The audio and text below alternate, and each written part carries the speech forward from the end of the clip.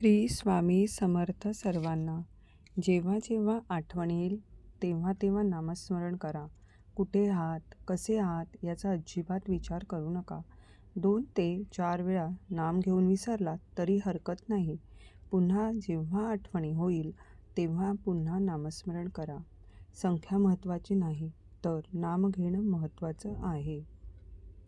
लक्षात घ्या, थेंबे थेंबे तळे साचे म्हणतात ना, तसेच आहे. हे हळूहळू संख्या वाढत जाईल आणि गरज पडेल तेव्हा हेच नाम तुमच्या उपयोगाला येईल.